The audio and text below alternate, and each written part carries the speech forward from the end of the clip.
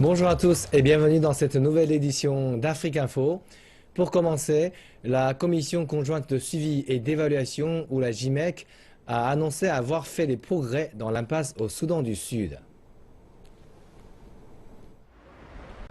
L'ancien président du Botswana, Festus Mogae, qui dirige la commission, a déclaré que les parties en conflit au Soudan du Sud s'étaient mises d'accord sur la proposition de faire venir 1370 hommes de Riek Machar à Djouba, dont 700 pour servir dans la police de la capitale. La communauté internationale est engagée pour aider à faciliter le déplacement de l'armée de l'opposition vers la capitale, Djouba, avant le retour de Riek Machar et la formation d'un gouvernement de transition d'unité nationale, le TOGNU, d'ici le 1er mars. There was further negotiation, so it was agreed that we'll bring Il y a d'autres négociations, donc il était accepté que nous amenions les premières et deuxième étapes ensemble, et par conséquent amener 1370 hommes, dont 700 pour la police dans Djouba. 700 of the police for Djouba. Les donateurs se sont engagés à transporter toutes ces forces afin que d'ici la première semaine ou le 1er mars, le TGONU, le premier vice-président, auront déménagé et le TGONU aura été établi. Le président égyptien Abdel Fattah al-Sisi a déclaré que l'avion russe qui a explosé en vol dans le Sinaï l'an dernier avait été abattu par des terroristes. Al-Sisi a déclaré dans un discours d'Élysée que l'œuvre des terroristes visait à nuire à l'industrie touristique égyptienne et aux relations avec Moscou. C'est la première fois que l'Égypte mentionne officiellement un acte délibéré pour abattre l'avion le 31 octobre avec 224 personnes à son bord. La Russie avait déclaré qu'une bombe avait causé l'explosion de l'avion et que l'organisation État islamique avait caché l'explosif dans l'appareil. Mais une enquête menée par l'Égypte indiquait dans un premier temps qu'elle n'avait pas trouvé la preuve d'un acte suspect. La confirmation officielle de l'Égypte d'un lien terroriste pourrait potentiellement exposer l'Égypte à payer des compensations aux familles des victimes. La marine nigériane a récupéré un pétrolier volé 2 semaines plus tôt au large de la Côte d'Ivoire. L'un des pirates a été abattu lors de l'opération, mais 18 membres d'équipage ont été secourus et déclarés sains et saufs. Les remorqueurs guident le MT Maximus dans le port de Lagos. Le pétrolier avait été volé le 11 février avec son chargement de diesel, puis renommé et son radar retiré afin qu'on ne puisse le repérer.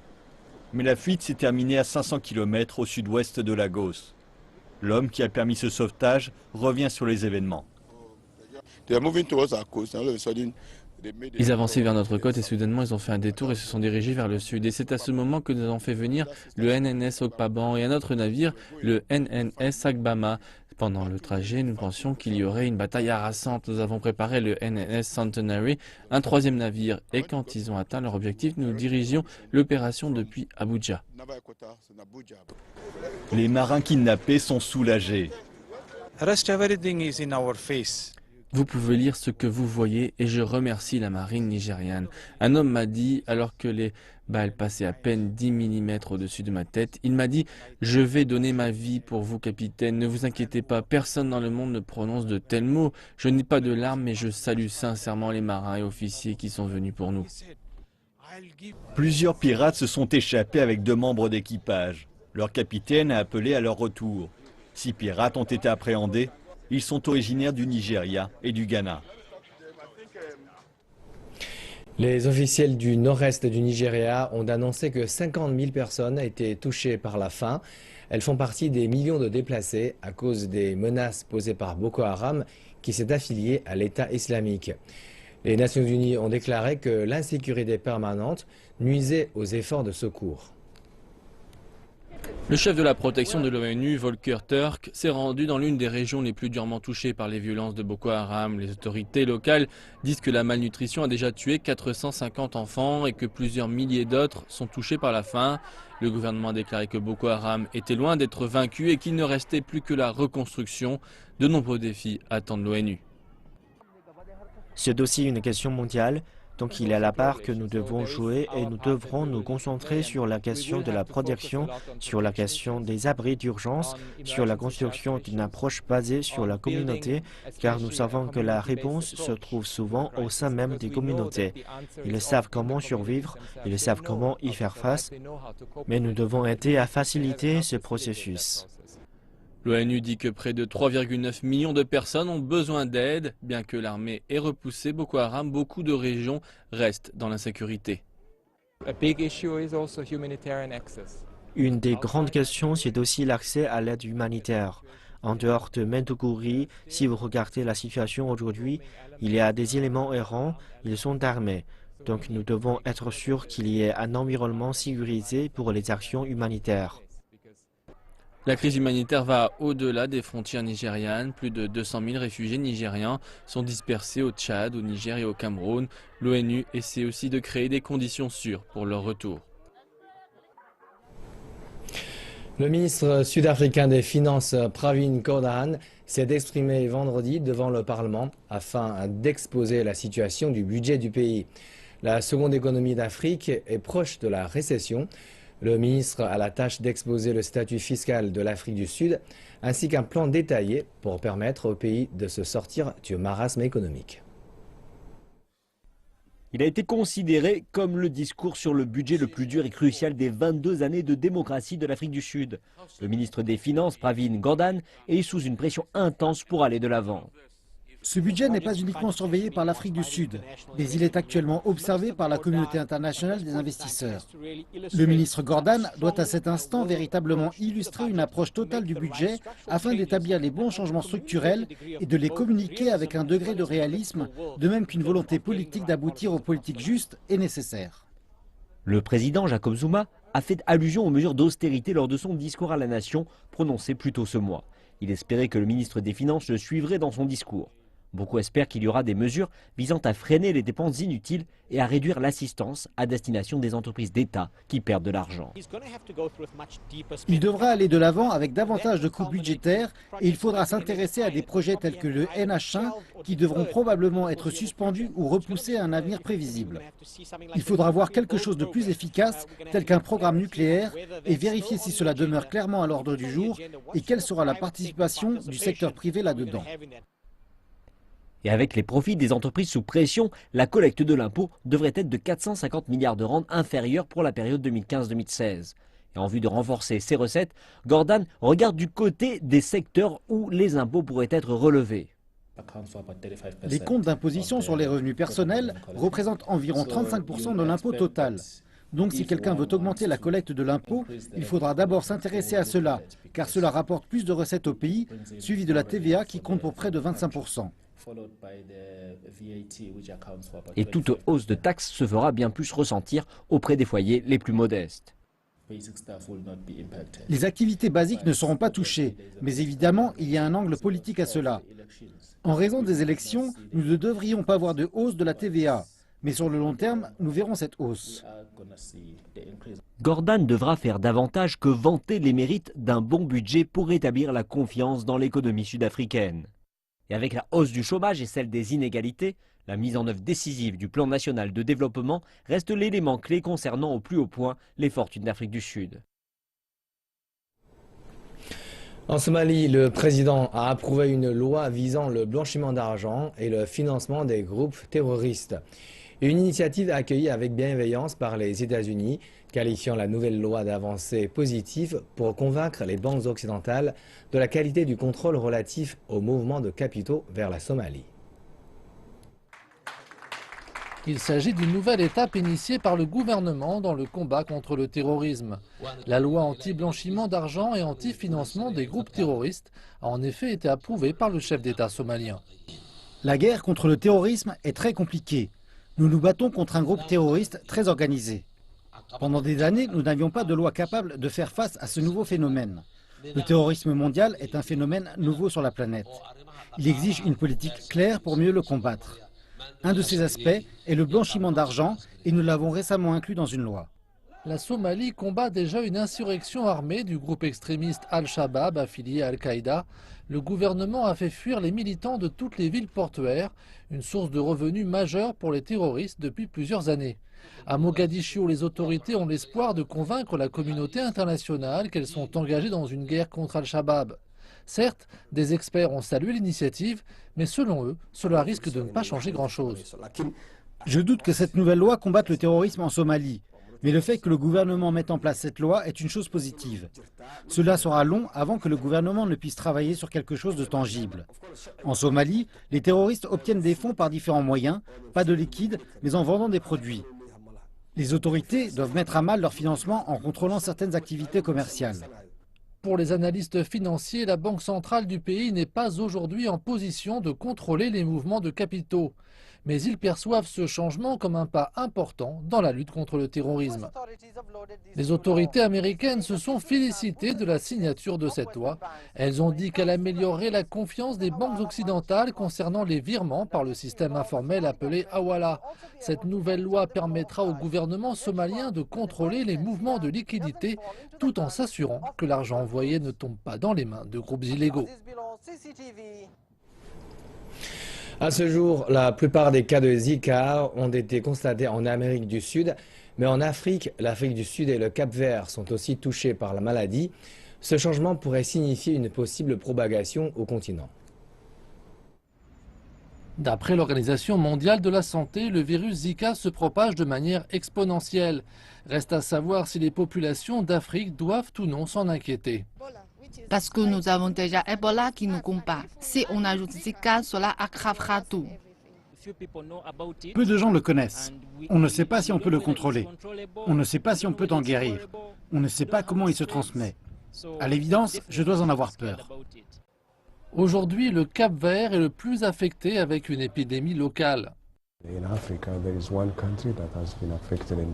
En Afrique, un pays fait état de cas. Il s'agit du Cap-Vert, au large de l'Afrique de l'Ouest. Un pays insulaire dans lequel un nombre élevé, plus de 10 000 cas, ont été signalés entre octobre et janvier.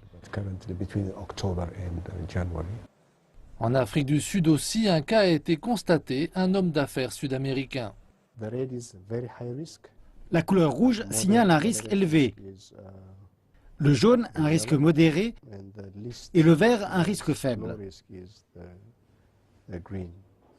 Le moustique qui transmet le virus Zika se trouve sur l'ensemble du continent. Le cas sud-africain met d'ailleurs en lumière la menace potentielle représentée par les déplacements humains. Aujourd'hui, avec les moyens de transport modernes, la planète est un village mondial. Une personne infectée arrive dans votre pays et le moustique la pique. Et voilà, le cycle se poursuit tant que ce moustique survit. Cependant, certains mettent en doute le risque soulevé par l'Organisation mondiale de la santé.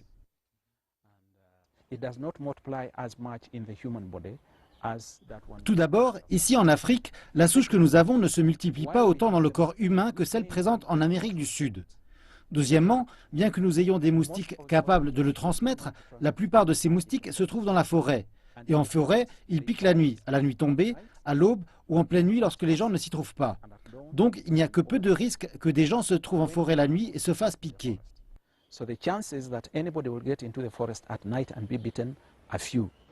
Pour réduire le risque, rien ne vaut la prudence et cela commence chez soi.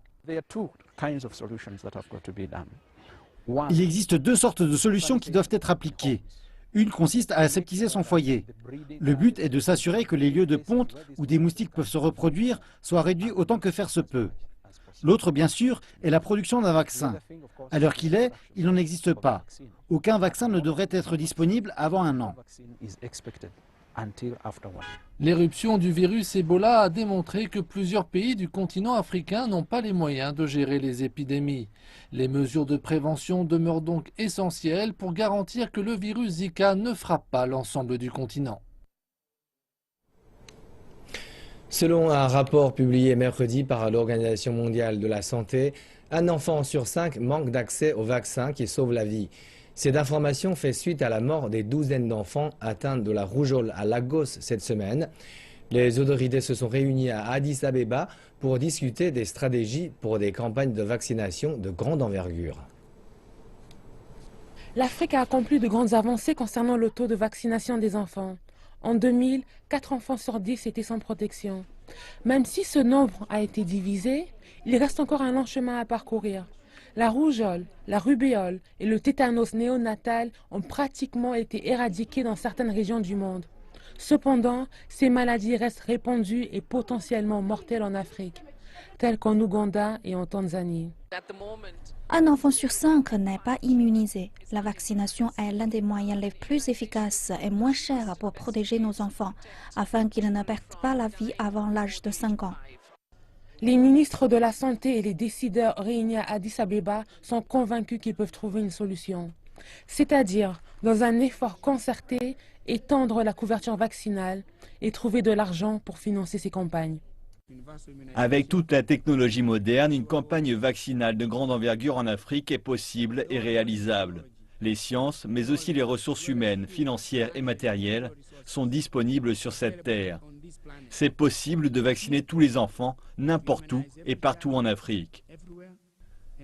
Le temps est venu pour les gouvernements africains collaborant avec la société civile, le secteur privé et les parties prenantes de redoubler nos efforts et de réaffirmer nos engagements afin de construire un système d'immunisation fort, durable et inclusif. Les grandes compagnies pharmaceutiques devraient aussi jouer leur rôle en baissant les prix des vaccins. L'Égypte est sur le point de commencer à construire ses propres satellites, et ce grâce à un programme d'aide technique et financière chinois. Bienvenue au futur de l'Égypte. Ce désert ne ressemble certainement pas à grand-chose pour le moment, mais dans les 5 prochaines années, il pourrait abriter l'un des principaux centres spatiaux. La recherche et les expérimentations sont d'ores et déjà en cours. Les lentilles et les circuits qui sont construits ici sont testés pour leur durabilité dans ce simulateur d'environnement spatial. Et le gouvernement a pour objectif de fabriquer des satellites dans quelques années. Nous sommes confiants dans notre capacité présente de fabriquer des satellites. Cela nous a conduit à commencer notre programme de test de satellites. Il s'agit d'un groupe de satellites dont le lancement débutera en 2017 et s'achèvera en 2022. Nous allons petit à petit améliorer la technologie utilisée dans chacun d'entre eux avant d'en construire de pleinement fonctionnels. 5 petits satellites seront lancés pendant cette période. Et tous devraient être produits à 100% en Égypte. Mais avant la construction officielle, la Chine enseignera l'assemblage à l'Égypte. MISR-SAT 2 sera le premier satellite assemblé dans la station spatiale du pays que la Chine construira. Les deux pays vont la concevoir dans le cadre du projet de 72 millions de dollars offert à l'Égypte. Aider un tel programme permettra à l'Égypte d'acquérir un véritable développement durable. La coopération était quelque chose d'évident entre nos deux pays. Et la promesse d'une aide chinoise continue au programme spatial égyptien. L'Égypte poursuit un programme spatial depuis 1998 et elle a continué à investir, malgré les restrictions budgétaires. Le nouveau plan devrait procurer un élan vital. Cette étape est intervenue très tardivement et elle a pesé sur nos plans. Il n'y aura pas de développement ou d'usage efficace de nos ressources sans imagerie satellite. Et c'est pourquoi nous voulons avoir des satellites optiques. Et obtenir des satellites avec toutes leurs applications est ce que nous voulons réussir. En décembre dernier, les pays africains se sont mis d'accord pour créer l'Agence spatiale africaine. L'Égypte a proposé un plan et a offert d'accueillir son quartier général. L'Égypte est sur le point de faire un grand bond dans les sciences de l'espace et leurs applications. Un pas crucial pour le développement du pays. Et cette autorité nationale pour le programme spatial et de télédétection va devenir la plateforme pour ce programme spatial, qui servira non seulement le pays, mais aussi le Moyen-Orient et l'Afrique. En Afrique de l'Ouest est apparu depuis quelques années un nouveau type d'architecture, la voûte nubienne. L'habitat traditionnel originaire d'Égypte conquiert petit à petit plusieurs régions du Sahel. Découvrons pourquoi en images. Bâtir l'avenir avec des solutions inspirées du passé. Les conséquences du réchauffement climatique ont permis dans les régions du Sahel en Afrique de l'Ouest de poser un nouveau regard sur des constructions traditionnelles appelées voûtes nubiennes. Leur conception permet de réguler naturellement l'humidité et la chaleur. D'origine égyptienne, ces types de bâtiments sont adaptés à de nombreuses populations. Vous n'avez pas non plus besoin de recourir à des matériaux modernes qui sont souvent chers. souvent polluants, qui ont pollué d'ailleurs à la fabrication et à leur acheminement sur le site de construction. Donc avec la voûte nubienne, vous pouvez construire avec les ressources que vous avez sur place. Vous vous permettez donc de préserver l'environnement. En quelque sorte, vous jouez donc sur à la fois l'atténuation au changement climatique et à l'adaptation à ces changements climatiques, puisque vous vous trouvez donc dans un bâtiment adapté au contexte local, donc au climat sahélien. La simplicité et la rapidité de leur construction ainsi que le faible coût des matériaux et du travail convainquent les populations. Et cerise sur le gâteau, ces maisons sont confortables. Avant, notre maison était faite d'un toit en tôle et quand il faisait chaud, on ne pouvait rentrer dedans. On avait des ventilateurs, mais depuis que nous avons construit la voûte nubienne, nous sommes protégés de la chaleur. Il fait si bon à l'intérieur. Et en plus, notre maison a des espaces réservés, tels que des armoires pour ranger nos affaires. Au début, je doutais un peu, mais après, quand j'ai réfléchi et j'ai regardé l'originalité du travail et que tout est fait à partir d'ici, bon, je me suis dit on va se lancer à ça. Sur le côté économique, c'est plus rentable que de construire en ciment.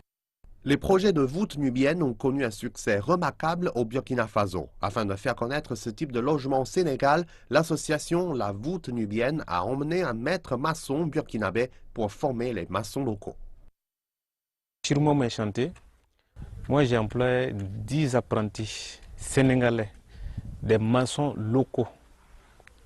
Et je les apprends à la technique voûte nubienne. Donc actuellement je peux dire qu'il y a un qui est classé, qui est qualifié, quoi. C'est un classe 4, et puis il y a un classe 3, et puis un classe 2. Donc je pense qu'avec les classes 3, classe 2... L'association a mis en place des programmes au Burkina Faso, au Mali, au Sénégal, au Ghana et au Bénin, qui ont permis de construire quelques 1500 bâtiments. On est à 70 bâtiments qui ont été achevés. Ça s'est fait entre 2007 et 2015. Au jour d'aujourd'hui, on a 7 chantiers en cours et prévus sur le Sénégal, mais on a en plus de ça 11 clients qui sont en attente, c'est-à-dire ils sont en discussion, en validation de plans, de devis. Adorable, simple, pratique et verte. Cette forme d'architecture traditionnelle, remise au goût du jour et exportée hors de sa région d'origine, pourrait donc bientôt faire partie des paysages de plusieurs pays d'Afrique de l'Ouest. C'est la fin de cette édition. Merci de nous avoir suivis. Très bonne suite de notre programme sur CCTV Français.